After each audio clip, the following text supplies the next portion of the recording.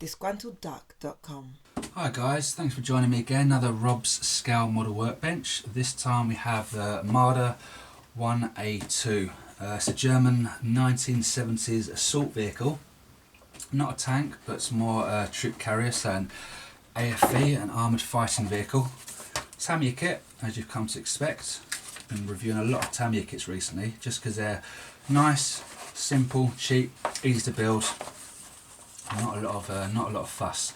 So with our instructions, really simple to follow. They all come with a paint chart on the insides. We've got our hobby app if we need to look for our paint colours. You can find links to that on the site, on my site, should I say, on my blog. Blog is there, and it'll be up at the end of the show. So really simple. Our paint colours are told throughout what we're going to be using.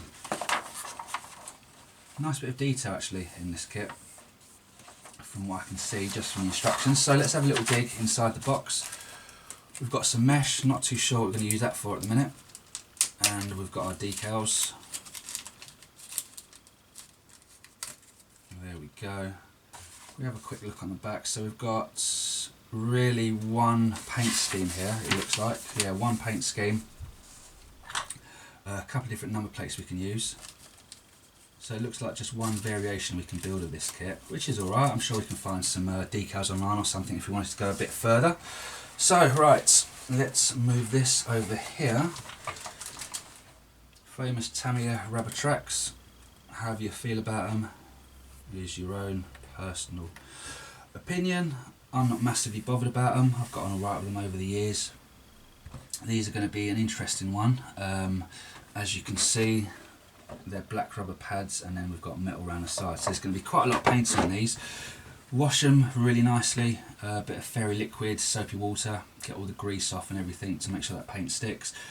A nice primer on there, so make sure your paint holds, especially with something like this, because you're going to be painting inside the gaps. You're going to be these are going to take a lot of time, to be honest. They're not just going to be a bit of silver spray and then some washing to get that metallic effect. So we've got to do the black pads as well.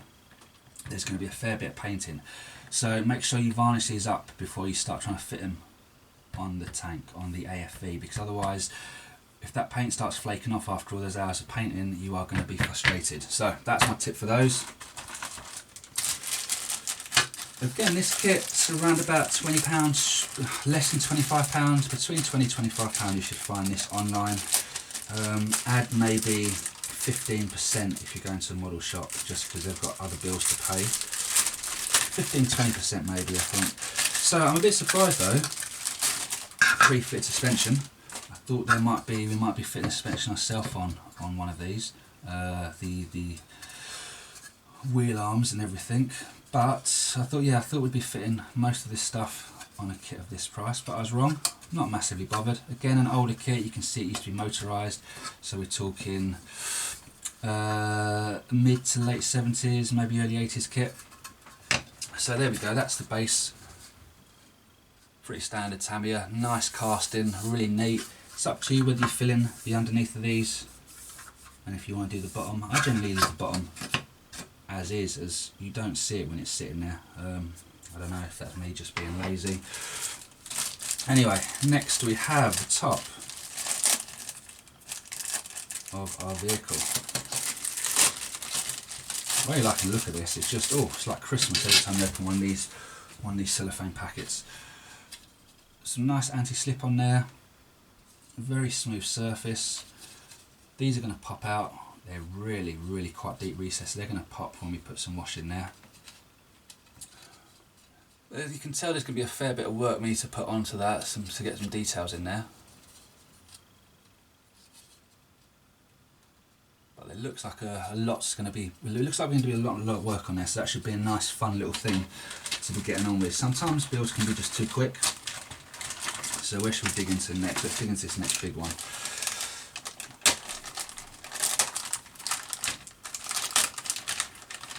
So this looks like the main front door. We've got some stowage. We've got all our hatches for those 4 main hatches there. We've got the rear of the vehicle. It looks like we fit the door in there, which looks like that. So again, we could possibly have this with the door open or closed. That's going to be one of those cases, not an interior kit, so you'd need to either scratch build the interior or you'd need to be looking for something aftermarket on there. Got a couple of tools. Again, look at that. That's don't know how I feel about some of these stowage items. Can be a bit off key in my opinion. The aftermarket ones can look a lot better sometimes, but some of the more basic stuff, I think it's where models can get let down a lot. The actual initial model build and the weathering. Oh, there's the main turret as well. It's only a small turret, so we can get a small gun. Looks like a missile launcher on there. But yeah, the initial model build can look absolutely awesome, but it's so hard to make things, especially fabrics and figures, to make them look so realistic that you transcend belief. You know what I mean? You can easily, so many times I've seen a model and you're like, is that real, is that fake? But as soon as you put a figure next to it, or you start putting on, so it looks like, okay, you know, I'll keep talking about what I'm talking about before I go into the next one. As soon as you start putting figures or you start putting rucksacks or that, straight away you can see the rucksack's fake or the figure's fake, and you lose all of that straight away. It's when you look at something you can't tell, is that real, that's what I really like. So it looks like we've got an engine there. So from my guesses, I think the front of this we could have open and show our engine. I could be wrong, the engine could go back, it could be like a Volkswagen Beetle for all I know. But that's my initial guess, which is pretty cool. That's a big chunk of kit. I'll be interested to see how we're going to paint that up. Just to get into all these little gaps, if we need to do different colours, it's going to be very interesting. But that's going to look really cool. That weathered up nicely. This could be one of those builds where you want to go a bit OTT, start sticking wires in, extra cables. Looks like a lot of things can be fitted around this to go for that really realistic look. We've also got our side skirts on there. I'll show you mostly that block, so that does look pretty awesome. That's focused in alright for you. What have we got next? Right, so we've got, looks like more of our turret. We've got a few more backpacks. See, this is what I mean. What's this? There's a dink right there. What's that for?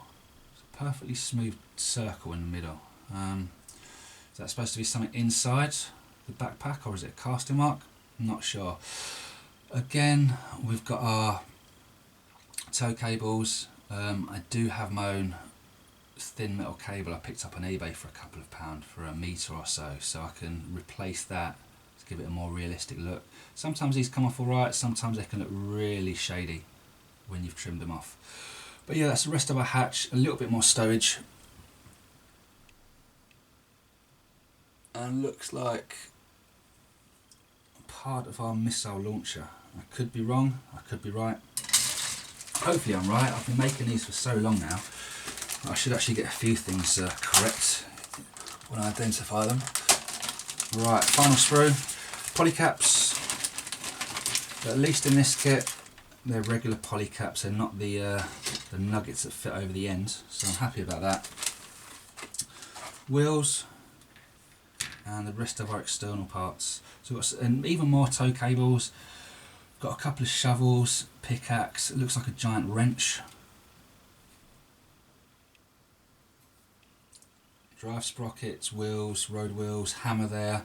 Looks like we've got some mirrors, parts for lights.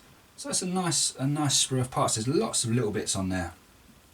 So this is going to be quite highly detailed when we're finished. So that's a final little look at this one.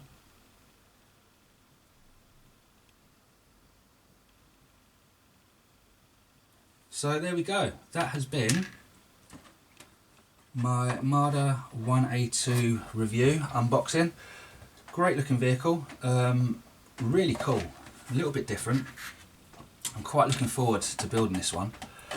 So come back, join me, check out the blog, check out YouTube channel as well. There's a lot of stuff on there, there's tons and tons of reviews. If you find this one helpful, you're definitely going to enjoy some of those ones.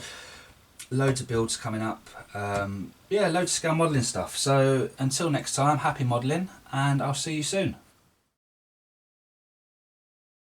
Don't forget to hit the subscribe button, give the video a thumbs up and leave a comment.